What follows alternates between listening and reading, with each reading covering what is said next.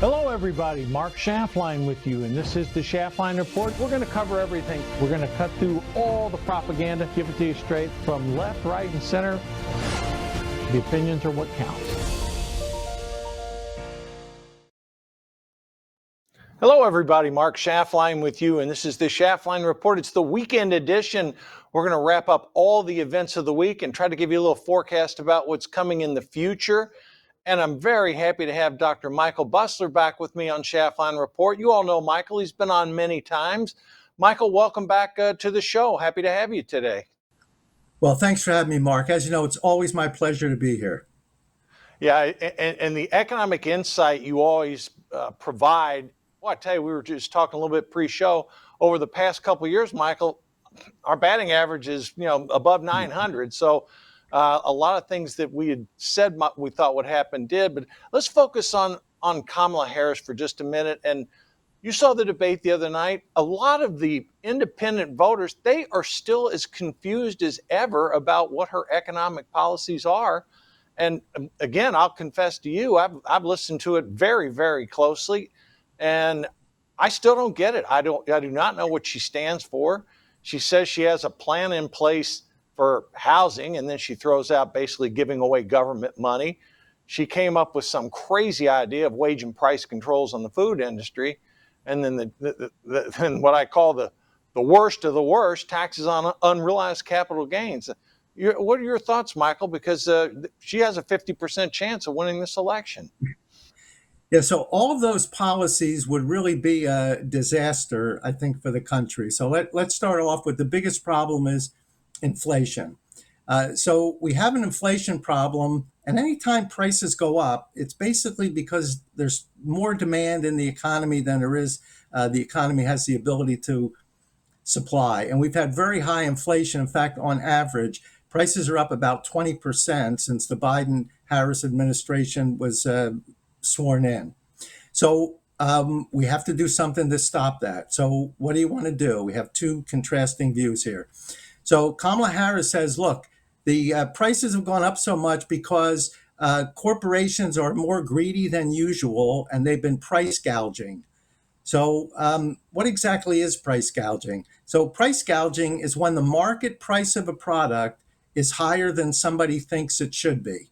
And so Kamala wants to blame the corporations for raising their prices. Now, corporations, any business, they make a product. It's their product. They have a right to ask whatever price they want for the product. The market price is based on how much they want to ask for it and how much consumers are willing to pay. And the reason we have so much inflation, as I said, there's excess demand in the economy. Why is that? The federal government handed out a bunch of stimulus money to people, whether you were negatively impacted by the pandemic or not. The average family of four received over $11,000 in stimulus money. So initially, that money was saved. Eventually, they went out and spent it. That increased demand, and that drove prices up. Why else do we have high inflation? The federal government, the Biden administration, in the 4 years, they'll have deficit spent, which means you're spending more than you're bringing in taxes, about $7.8 trillion. That's more than any president in history. And in 2021, when the economy was growing at a 6% annual rate, Biden decided to pass the American Rescue Plan, the Inflation Reduction Act, $3 trillion more of deficit spending, which is more demand in the economy, and it made inflation worse. So Harris says, I'm just going to pass a law that says you're not allowed to raise prices, we'll have price controls. Well, that doesn't work. Do we have examples of that? So in 1971, inflation was rising, and Richard Nixon says, well, I can fix it. I'll just pass a law that says for 3 months you can't raise your prices.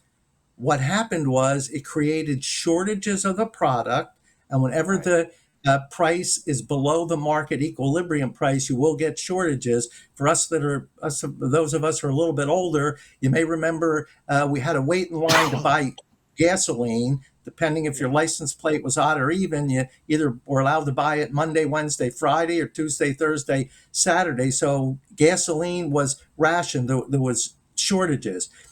After the price freeze was lifted, Nixon did it for 3 months, inflation got worse.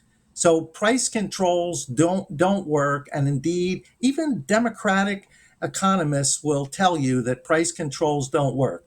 So what does President Trump say? President Trump says, look, consumer price index, about 30% of the increase in prices is due to energy prices. Because not only do Right. we pay more for gasoline, heating oil, business pays more to produce products, everybody pays more to produce. So President Trump said Biden, when he got into office, he restricted the supply. How did he do that? Canceled the Keystone Pipeline, withdrew leases to drill on federal lands, made the permitting process more difficult, and he actually said to banks, be careful lending to the petroleum industry because there's no future. So that restricted the supply of petroleum products. When you restrict, the price goes up, and gasoline went from $2 a gallon up to $3 or more. Now it's settled back down again. So Trump says, I'm just going to approve the Keystone Pipeline, make it easier for companies to drill, increase the supply of energy. That'll bring energy prices down, and that'll put downward pressure on prices. The other thing he says is, look, the federal government is spending way too much money. When every time they do something, it costs 2 or 3 times what it should cost. So I'm going to find the smartest person I can find and have him come in and look for ways to make the government more efficient and reduce government spending. Elon Musk has volunteered to do that.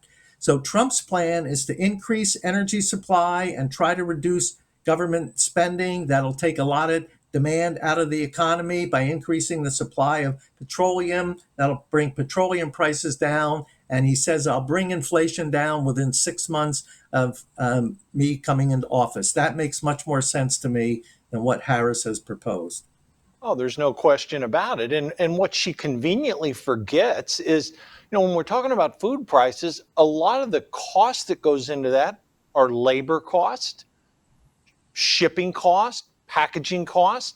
I mean, as those costs go up, if the end user, for example, is a Kroger or a Ralph's or an Albertsons, or you name the store, they're not going to just sit there and absorb all that. And what was They widely can't. panned, Michael, was the fact that grocery stores operate under about a 2% gross margin. So, I mean, even economists in their own party, like you mentioned, they widely pan that idea.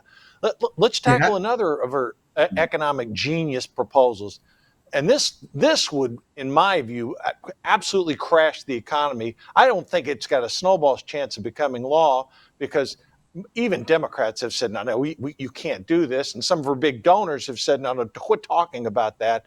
But it's out there. Taxing unrealized capital gains. I'm, absolute disaster. Absolute disaster. I'll tell you who it would clobber.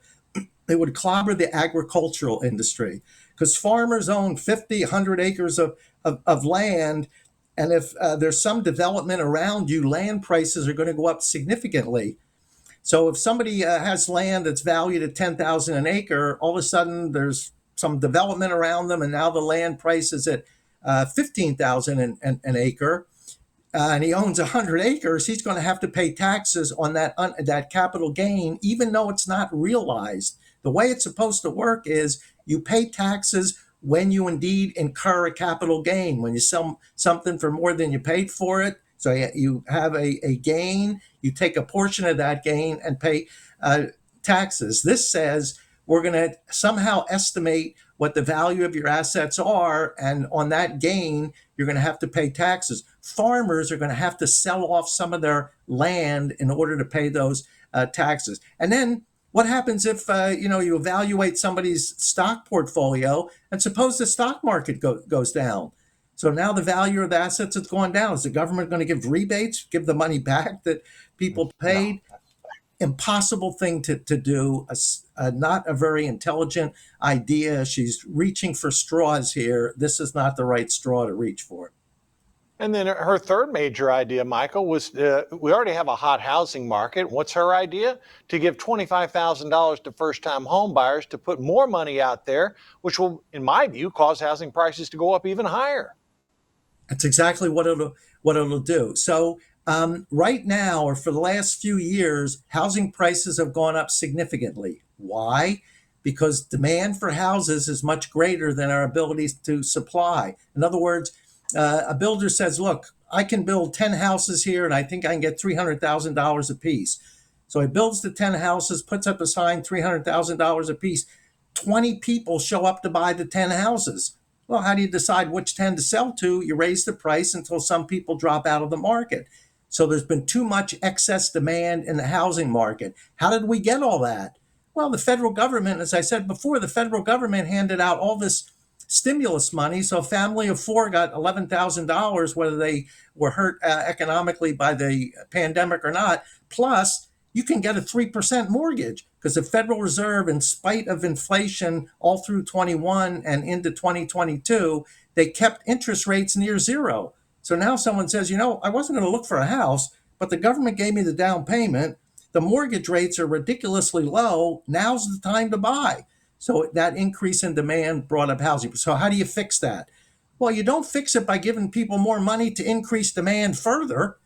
You fix it by increasing the supply of houses and try to keep the price down. So President Trump says, look, the federal government owns a huge amount of land. Let's sell that land at a low price to builders. And in some markets, the cost of land is up to 30 or 40% of the final price of a house. So if we can bring the price of land down, that'll bring the price of new houses down. More people will be able to afford it without any kind of a government subsidy. The 3 points you just brought up there, Trump's economic plan makes sense on all fronts, and hers, it's so bad. I mean, this is not hyperbole. Her ideas are so bad, it literally would tank the economy. All right, Michael, we're going to take a quick break, but when we come back, we're going to talk about two other things. The inflation rate right now and where it's going, the $35 trillion in debt and the interest we're paying on that, and what can we do to narrow this gap? Be back in about 90 seconds.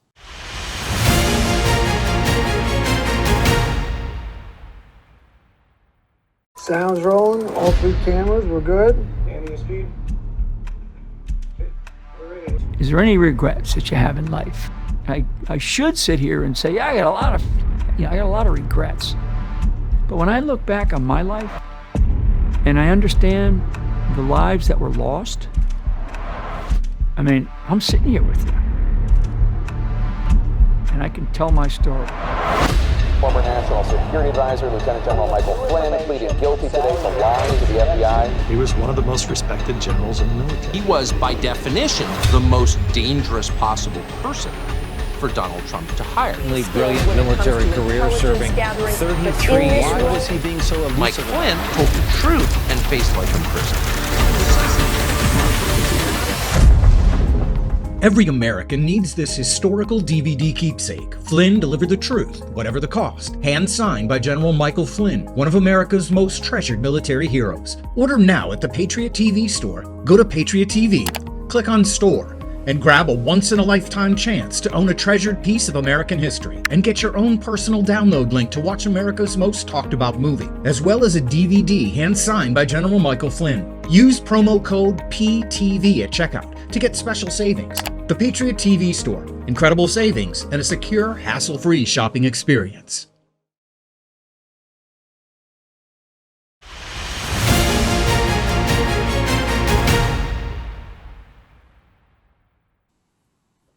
And we're back with Dr. Michael Busler.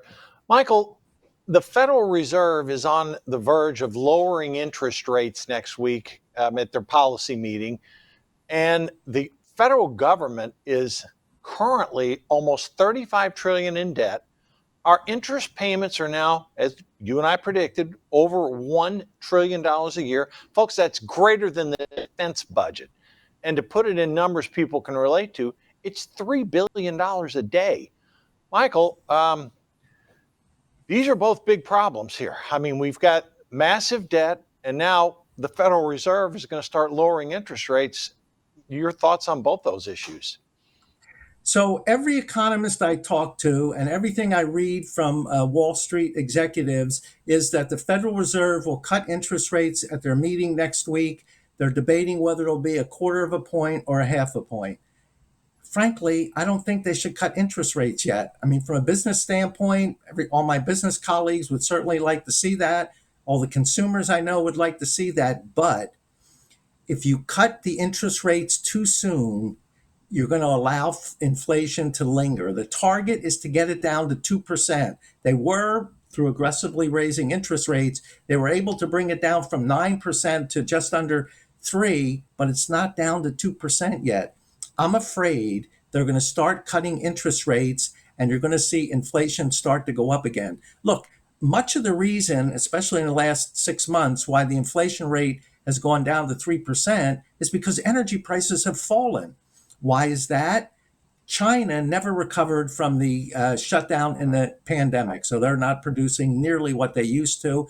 Demand for energy is less. Japan is in a recession, so their demand is less. And some of the smaller countries are now starting to supply a little more. So low demand, increase in supply, you're going to get much lower prices. Without considering energy, the inflation rate would be about 3.6%. That's almost twice what it should be. In my view, and I know it's unpopular, but in my view, I wouldn't cut interest rates at all this year. When the inflation rate gets down to 2% and we see how energy prices have come about and what they end up being, then you can start cutting interest rates. Look, we're having wars in the Middle East.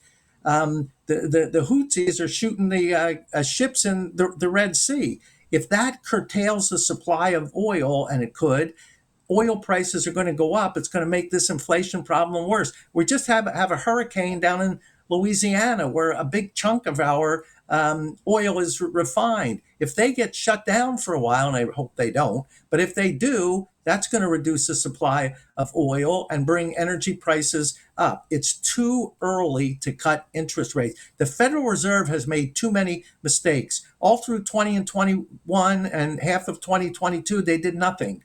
They kept interest rates near zero. Inflation was skyrocketing. Finally, they decided to do something. They raised interest rates, and then in September of 2023, they stopped raising them. I think they stopped too soon, and I wrote about that in my Newsmax column. I think that they stopped too soon, and I wrote that because they paused it, inflation will now linger. Had they kept interest rates raised it another quarter or half or 3/4 of a point, the inflation rate would have come tumbling down. So they made a bunch of mistakes. If they cut interest rates next week, which everybody I talk to says they're going to, you're going to see the inflation get stuck where it is and maybe even inch up a bit. Oh, so the Federal it very well could. It very well could, because I'm in your camp. I mean, when you strip out food and energy, we're running closer to 3.5, not 2.5. And exactly. And you had another blunder the Biden administration did. They drained the Strategic Petroleum Reserve. So if you have a problem with oil prices and you have to fill it back up, we're going to be paying more, possibly, to refill it than we did drawing it down. I mean, again, these policies of the administrations are just backward. And I'm in your camp. But I think, Michael, the Federal Reserve is bowing to pressure from Wall Street. A lot of stock prices are near, despite the corrections, near record highs. So there's probably some fluff in that market, and there's an expectation of the market. Hell, the market wanted 50 basis point cuts, and I think I hope they don't do that. That would literally be throwing fuel on the fire, because, Michael, they have a dual mandate. It's not just stable prices, but it's keep unemployment low. Well, last I looked, unemployment was 4.3%. Now, people talk about how bad the economy is, and for a large segment, it is difficult. But when you look aggregately, I think the thing that people really fear is the inflation piece, because historically, 4.3 is a pretty good unemployment number. It's not perfect, but it's pretty damn good. And yet the inflation piece, as you mentioned, 20%, it's closer to 21, actually, since Biden was been in office. And now we have all these factors. I'm in your camp. I think that could lead to prices ticking back up. And then, Michael, then you really got yourself in a problem, because what are you going to do? You're going to start raising them again? And what type of effect does that have on the market? Inflation is a cancer, and you have to treat it early and aggressively. They didn't treat it early, and now they backed off on aggressively. It's going to continue to be a problem. Why it's longer lasting than it should be is simple. Inflation went up to 9% by June of 2022. All of a sudden, labor has some big contracts coming up, and they're saying, boy, look at that inflation. I need to get a big raise. The auto workers signed a 4-year contract, which ends up giving them over a 6% raise every year over the next 4 years.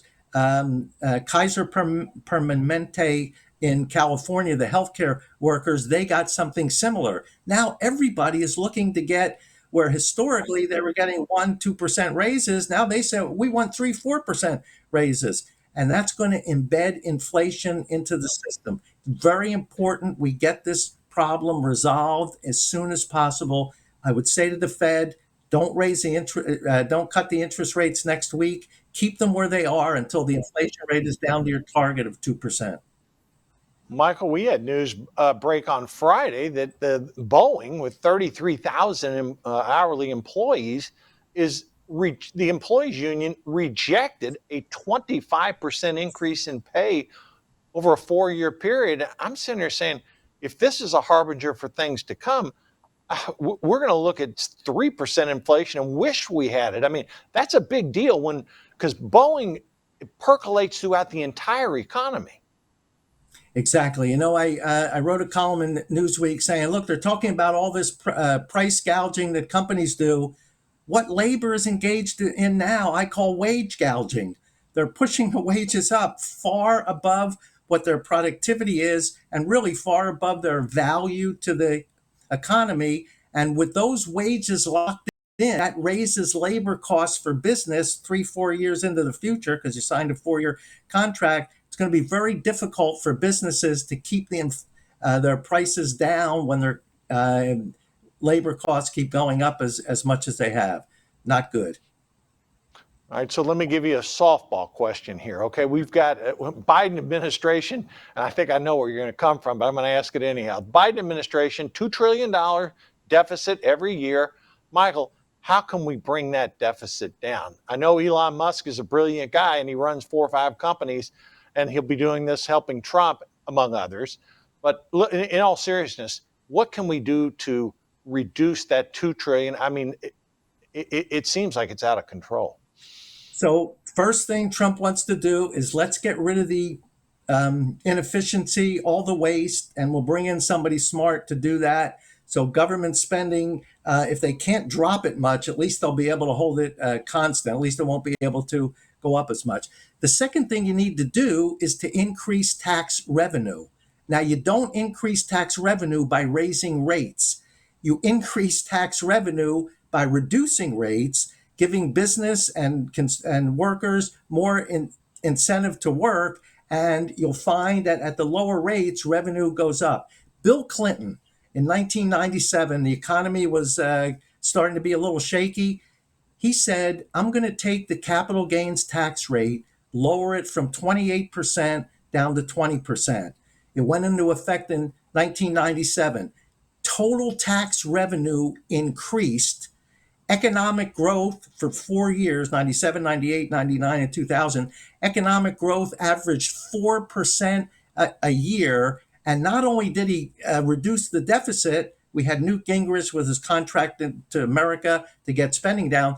Those 4 years, we had a surplus in the budget.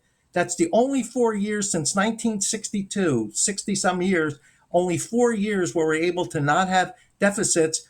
And we did it not by raising taxes, we did it by reducing taxes. Kamala Harris says, I'm going to cut taxes for the middle class on one side of her mouth. On the other side of the mouth, she says, I'm going to let the Trump tax cuts expire. Well, what the Trump tax cuts did, they cut taxes for everybody by about 10%. Well, it's a tax cut for the wealthy. Well, the wealthy are paying hundreds of thousands of dollars in taxes. Their 10% cut's going to be pretty large. Somebody who pays only $1,000 a year in taxes, their 10% cut will be smaller. That's true. But everybody's taxes went down by 10%. If she does not renew those, if she is elected, I hope not, and those are not renewed, everybody's taxes are going to go up. That may not raise tax revenue because it will. You're taxing a much smaller base. You probably wouldn't get an increase in revenue. Yeah, I think you're right on those points because when I look though, Michael, at the makeup of the Democratic Party, and I look backwards, Joe Biden is arguably the most liberal president and his policies we've seen in our lifetime. I think Kamala Harris, if she was elected, would be Biden on steroids. And I look back and saying these policies that her and Biden are advocating, they make Barack Obama look like a moderate and they make Bill Clinton look like a conservative. So I don't know. I mean, I think we've got a difficult situation, but obviously they have to do something about the spending because when you're spending $1 trillion on interest, $1 trillion on the military, Social Security, Medicare, those expenditures are going up also as the population ages. Michael, this is like the train wreck that people have seen. So I don't know. You got about 30 seconds. Give us your final thoughts, Michael, on where we are right now. So look, how the economy did well, and I've said this on your show before, we went from the birth of a nation to the largest, most prosperous economy in the world in about 150 years. Other countries were hundreds or thousands of years older. How did we do that? 4 basic principles. We encouraged individual freedom. As long as you didn't infringe upon anybody else's rights, you can do what you wanted. We encouraged individual responsibility. As long as you were mentally and physically able to take care of yourself, you did. You had family, of course. Low rates of taxation. So whatever you earned, you got to keep most of it. And a limited role for government. Government provided some public goods, defense of the country, leadership, a legal system, etc. Other than that, they got out of the way. So go back to the principles of individual freedom, individual responsibility, low rates of taxation, and a limited role for government. We'd fix everything. Michael, if Donald Trump wins election, I hope he picks up the phone and calls you because, as always, your ideas are spot on and they would be good for our country. Michael, thank you for joining me again today. I look forward to seeing you again soon. Me too. Thank you, Mark. Okay, folks, we're going to take our mid-course break. Be back in about 90 seconds. See you on the other side of the break.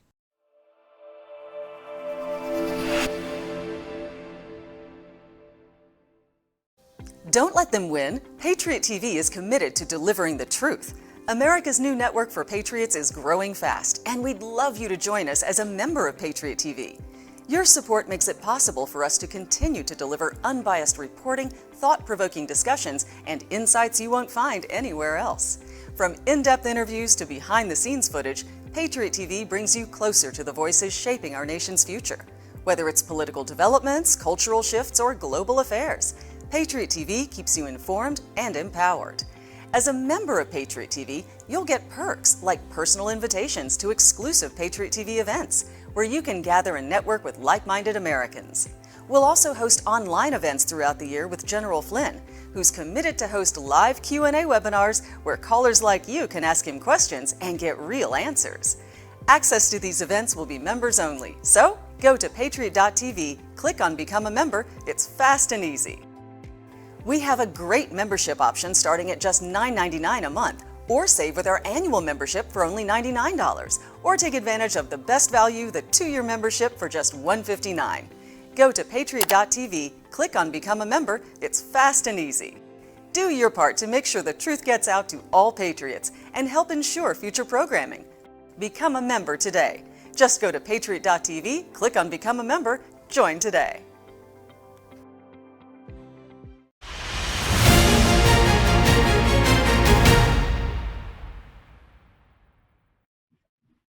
And we're back. And for our second half of the show, I'd like to welcome back to Schaftlein Report that well-known pinch hitter, Joe Visconti. Joe, you heard the first segment. Welcome back to the show. Happy to have you with me today. Thanks for having me on. Beautiful Friday the 13th. It is Friday the 13th. Hey, Joe, we've talked economics in the first half hour, but I want to shift to the political situation where we are right now because, a lot has developed in a relatively short period of time since the debate on Tuesday night. And Joe, the one thing I'm noticing as I scour through various media reports and see what the reaction is almost no reaction. It doesn't appear that Kamala Harris got any kind of bump out of that debate. If anything, despite the relentless media criticism of Trump on that debate by both Republicans and Democrats, and the fact that all the quote legacy media polls had Trump losing the debate almost 2-1, post debate, it appears more undecided voters are leaning towards Trump than Harris. Joe, how both of those things can't be true. But what's your take on this post debate analysis here? Well, I had to walk out of the debate. I couldn't watch all of it. Love Donald Trump. I'm the biggest Trump guy there is around here. But he took the bait, and so a lot of people don't think he lost. They're just upset, those that support him, that he took the bait, and he took the bait hook, line, and sinker. And he knew better, but he just was in that mood. Evidently, wanted to wrestle with her. So as far as the debate goes, the non-fact checking, you've seen it all. Everyone probably watching has heard all the backstories of the moderators and all that. So it's just so underhanded that I don't blame him for taking the bait. I'd want to fight too, because after years of impeachments and lawsuits and arrests and just fake everything, I don't know how the man keeps it together, So I think he didn't hurt himself. He just didn't win a lot of things he could have. And I think the general public saw that. But the biggest takeaway that I have seen commenters make on X is that he showed, and also on TikTok, a lot of people saying he showed urgency that they're feeling. Like it or not, if they don't know a lot about the political situations, they do know their pocketbook. And I think that's why the polls are showing it. They're like, he's like mad. He's like yelling. He's like, you did this. You're destroying it, blah, blah, blah. And she's just doing her stage acting and all that.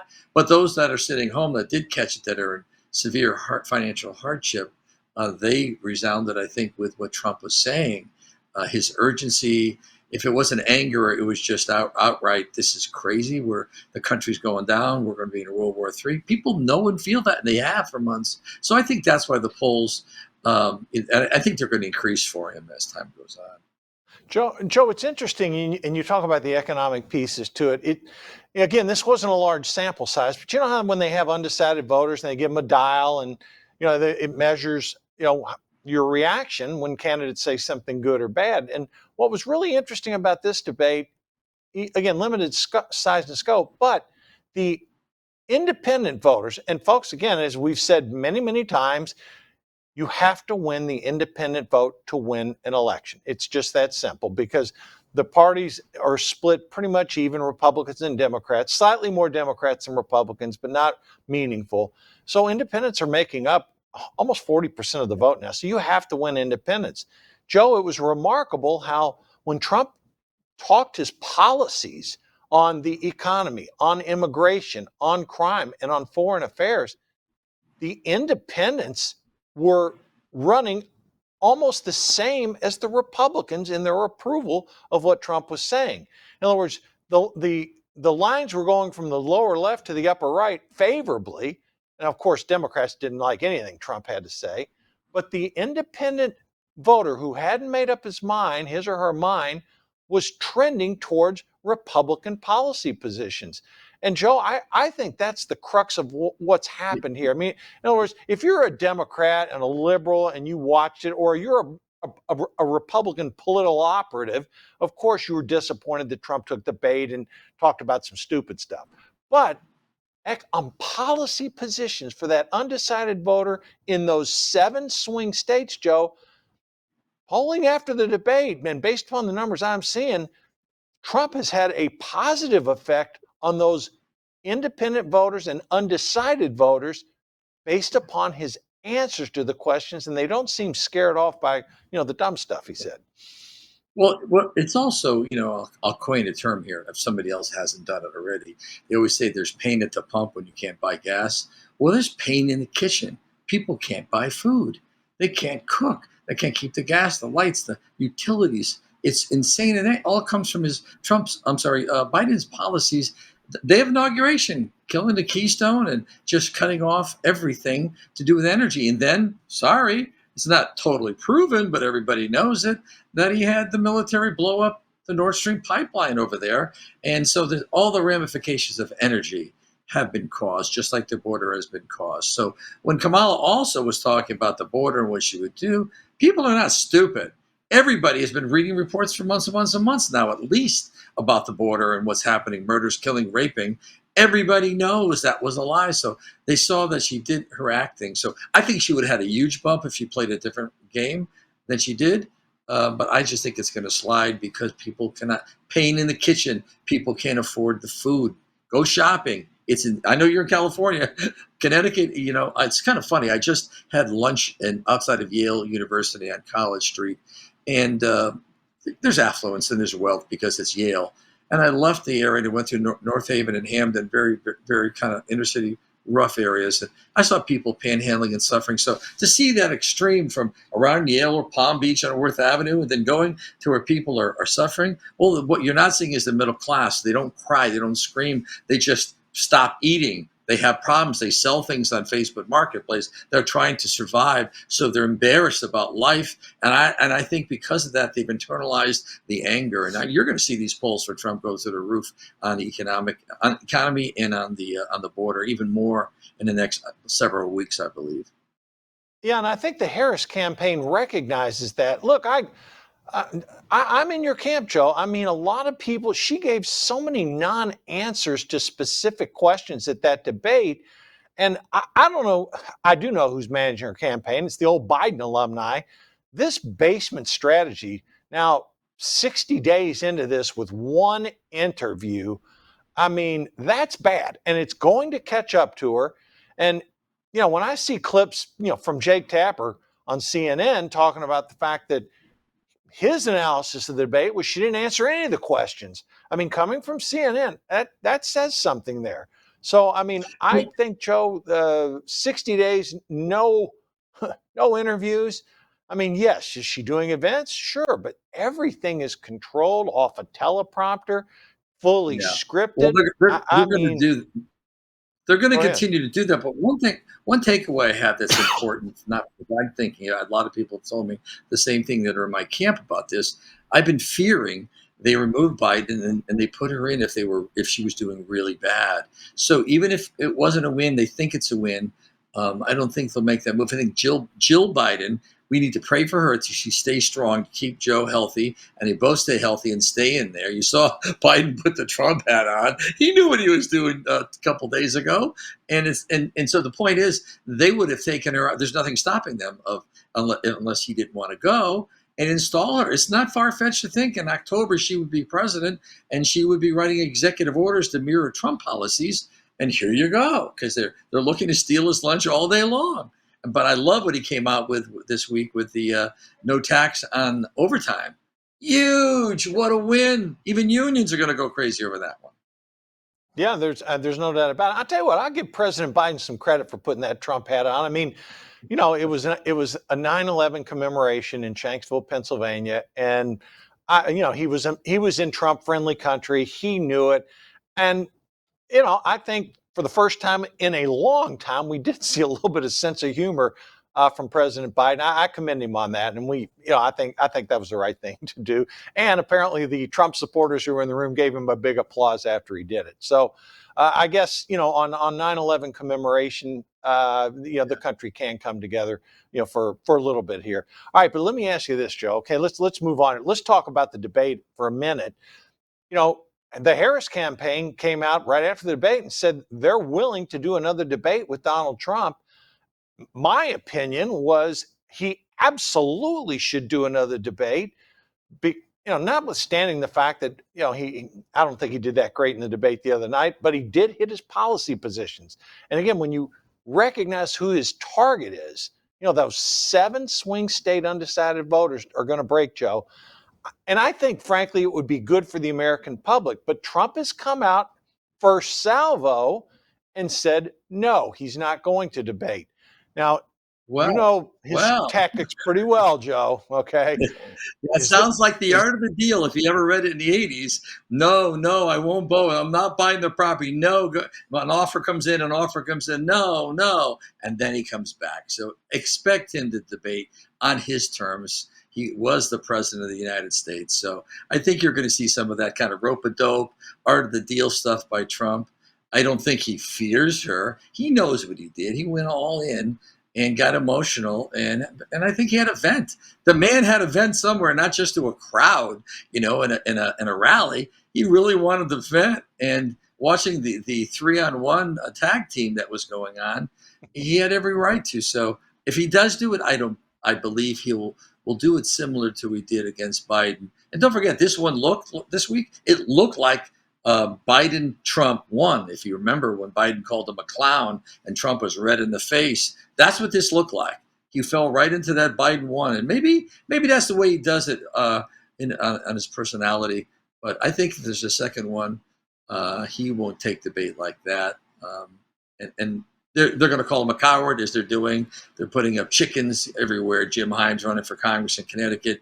They're retweeting chickens every time someone asks, are you going to debate? Trump don't want to debate. And so I would give it some time. Yeah, I hope you're right about that, because, again, I think it would be political malpractice for him not to debate her. I mean, I just think this is a close race. Okay, now there's a lot of people I talk to that have come on this show and come on Election Edge and have said, oh, no, you don't understand, Mark. Says, even though she's up 1.5 points, again, at this time in 2020, Biden was up 7 and Hillary Clinton was up 3. So he goes, the hidden Trump voter, and all that may be true, but I don't want to bank an election on undercounting Trump voters, because, again, if you just look at the numbers, folks, if Donald Trump comes out, last 2 elections, he got 46% and 47% rounded of the vote. So when I see these polls that show Trump at 42 or 43, I just laugh at them, because come hell or high water, Donald Trump is going to get approximately 47%. That's sort of baked in the cake. What he really needs to do to win this election, Joe, is get up in that 48.5% to 49. If he's at 48.5%, and you got to figure 1% is going to go elsewhere, okay, that takes you 49. Then Kamala Harris would be at roughly 50.5. Again, if she wins the popular vote by 2 points, Trump is going to win probably every swing state. You and I have discussed this, how that polling works. So let's do this, Joe. We're going to take a final break. But on the other end of this, I want to go state by state with you and get your analysis of where the race stands, knowing that Trump is generally performs better than his poll numbers. Be back in 90 seconds.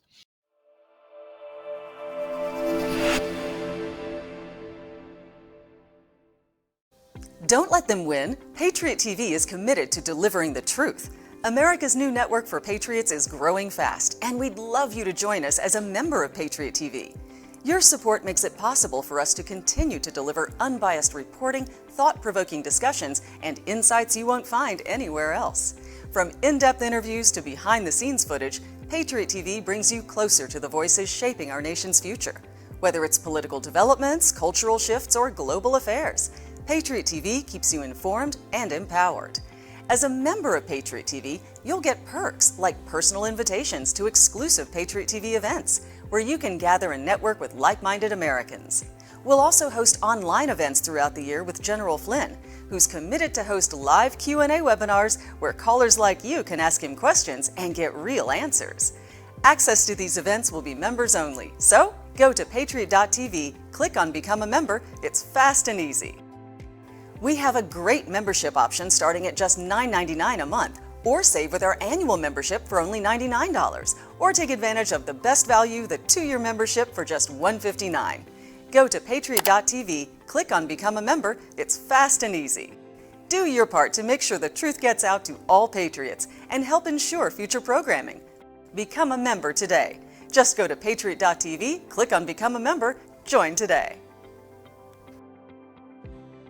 The world is about to shift. Banks are going cashless globally with the emergence of central bank digital currency, which will bring with it programmable money and the ability to turn on or off your purchasing power based on your digital social profile. It's like the equivalent of spyware in your bank account. You need to get out of the system with the world's safest and most precious assets, silver and gold. Call Kirk Elliott Precious Metals at 720-605-3900. That's 720-605-3900.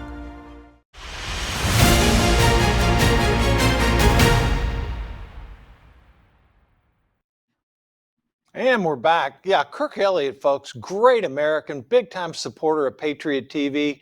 720-605-3900. Pick up the phone, give him a ring. It's always good in these crazy economic times to have a little bit of your portfolio in gold or silver. And Dr. Elliott, that's a person you want to talk to. All right, Joe, let's talk about these 7 swing states a little bit here. And sort of yesterday on Friday, I was looking at some of the polling pieces. It looks like the Harris campaign is very concerned about 2 states in particular, those 7, Pennsylvania and Arizona. Pennsylvania, I believe Trump's been ahead in polling in Pennsylvania on probably 17 out of 20 polls. And I just don't see Pennsylvanians lining up for Harris here. I think their campaign might be onto something, which is why she's spending so much time there to eke it out. Because as you and I have talked, Joe, I think Pennsylvania is the key to the election. Well, I'm glad you brought that up because right here in my mother's kitchen here in West Hartford, Connecticut, we have organized with super PACs in Pennsylvania. We're bringing people down. My sister's actually going this weekend, and they're all going to be down there for a couple months. Hundreds and hundreds of people from Connecticut, New England are joining super PACs. There's some of them are joining the Trump campaign, Trump 47. Trump Force 47. And so there's a variety of this activity all happening independently. And I know right now my own family is going to, I'll be down there, not on paid positions and volunteer, but do a lot of media stuff. Everyone up here in New England knows that Pennsylvania is the key to America. Everything, he can win many other ways, Donald Trump, but Pennsylvania is key. Getting out to vote in the rural areas, actually having people as witnesses working. I've never seen a wave like this before. It's beginning right now, week after Labor Day, week and a half. And so we're making a move. We're not doing New Hampshire. Everyone from Massachusetts, Rhode Island, and Connecticut are heading because we're only about Philadelphia is 4 hours from me here. From the border area in Connecticut, it's 3 hours, but you can be in Pennsylvania in 2.5 hours, eastern Pennsylvania. So Pennsylvania is the key. Everyone that you can think of, New York also, everyone is flooding, and you'll see it. I'll show a lot of my own video. Maybe pop on your show next week. But this is happening. It's happening in real time. Activists, the hardcore activists, people have to realize, you know how many hardcore activists like myself are in these blue states? We have been fighting and fighting for decades. I've been at it for 21 years. We're like the white blood cells. If you cut your hand, we're like the first to die. The blue blood, the blue states. And if we don't do what we do here, they would have already overrun the red states. So we're all making our move because most of our campaigns here are already lost for Congress and Senate in the northeastern states. And this is really big. I can't articulate enough how I feel we're going to win it, more than just because I'm looking at numbers and polls, but people are actively going there. In fact, my sister and a group are going to Joe Biden's. They'll be doing doors in Joe Biden's hometown. That's terrific, Joe. And I tell you what, you're a great American patriot for doing that. How about Arizona? I mean, I've seen a lot of polling in Arizona where Trump's up fairly comfortable margins in quite a few of the polls, and it does appear that. I think you win that as long as they don't play games with polls or polling places like what happened with Kerry Lake. Even if that didn't affect the election, we need everything open when people want to vote. As long as the postal system delivers it, and we're not receiving ballots 2 weeks later. If that kind of nonsense happens in Arizona, because we're hearing, I'm sure you've reported on it, that the postal service is saying there may be problems or delays. So all of that stuff is what I'm worried about for all the states. We need postal delivery to be Johnny on the spot. With last cycle, there was, for president, there was some maybe a one-off. Postal guy took off the truck full of ballots. But we really, if that's not happening and people can early vote, bank the vote, and all the polling places are open with no shenanigans or no errors or mistakes, I think he wins that thing easy. Yeah, and well, the interesting point, when we talked about this on Election Edge earlier this week, Republicans have got to get out and vote early, Joe, because in the last election, we were outvoted early by a 5-1 margin. Now, fortunately, Donald Trump and the Republican National Committee, Laura Trump, Michael Wiley, they are encouraging people to vote early. The best way, as we talked about, is to go to your polling place and vote early. If you can't make it there, then get your ballot, mail it in. In most states, you can track it. They'll track to show, when your ballot was received. So the message is, again, in the 2020 election, we had so much to overcome because Democrats voted early and took advantage of the system. We definitely need to focus on that, as we come up in this 2024 election. All right, Joe, let's shift to Michigan and Wisconsin. I'm seeing mixed results there. I know the Harris campaign, they think they've got Michigan and Wisconsin in the bag, but Insider Advantage poll out of Michigan showed Trump +1 post debate. Yeah. With I think Wisconsin. I think we'll lose Wisconsin, and I think we shouldn't spend as much time as there. But Michigan is the key, another key after Pennsylvania. And before I go on to my ideas here, I just want to say one thing. Donald Trump is going to win because my good friend, and he called me one of the originals. We ran in 15 and 16, the New Hampshire campaign primary. Corey Lewandowski is part of the team. He's inside right now. I want to call him up and get him on a show. He's inside right now, and there's no slackers inside. If you haven't been inside that campaign, what happens to people with Trump and all the things that occur, he's in there. They always say if you want to keep your fish in a fish tank healthy, you put a predator in the tank. He's walking throughout that. He's been brought inside, not because people weren't doing a good job, but now it is, if anything, it is Lincoln's team of rivals that are going in. Not because Corey's against anyone, but if you haven't worked with him, you have no idea what's going on. I've worked hand in hand with him in several states back in 16, and he's a tiger. And so there's not going to be any slackers. If they find things that are going wrong or things that aren't being done, you don't know the yelling that's going to go on. Bad.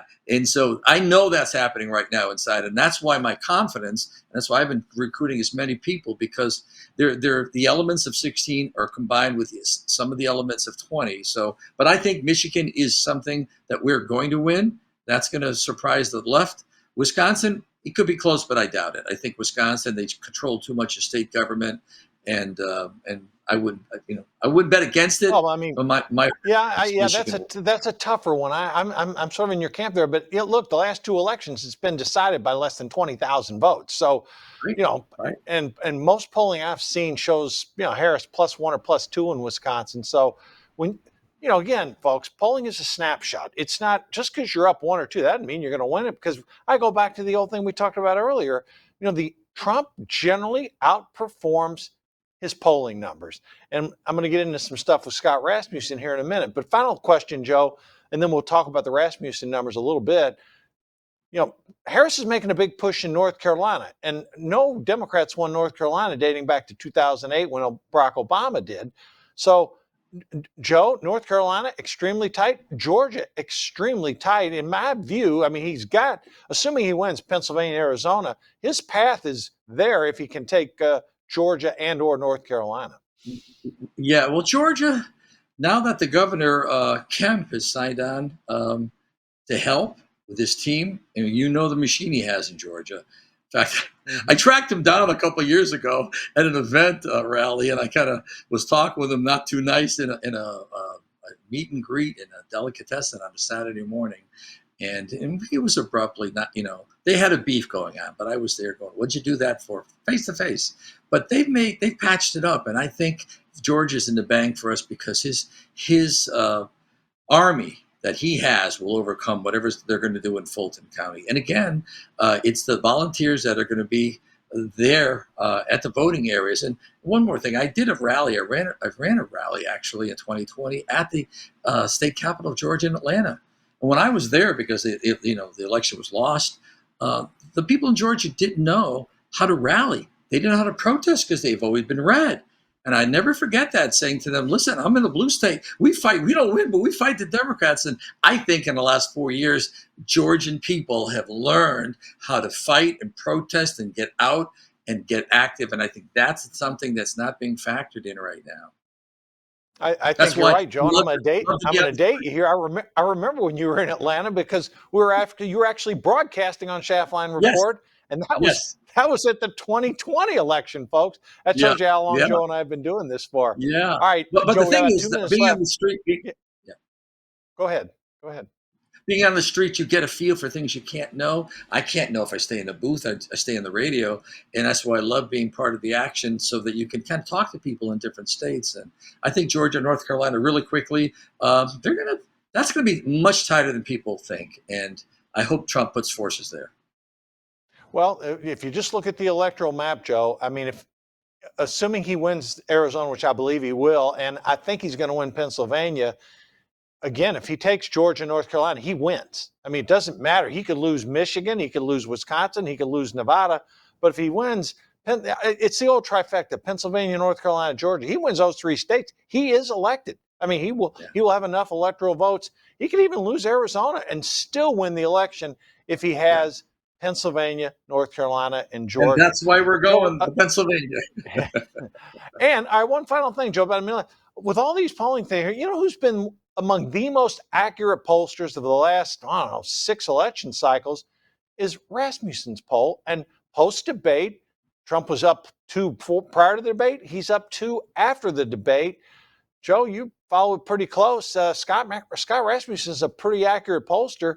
And I tell you, the Trump campaign, they follow him. So Yeah, your he thoughts doesn't on get he that? doesn't Trump get plus 2? he doesn't get yeah, he's not getting the credit he deserves, and that poll is not getting the credit. They try to paint it as a right wing, like the New York Post. It's a rag. No, it's not. It's really putting hard hitting news that can change the world. So they're treating it like the New York Post, and it's not. Rasmussen is number one, and don't look for anybody to give them credit, but everybody who knows knows. I watch it. I watch the other polls, and you're right. He's Johnny on the spot.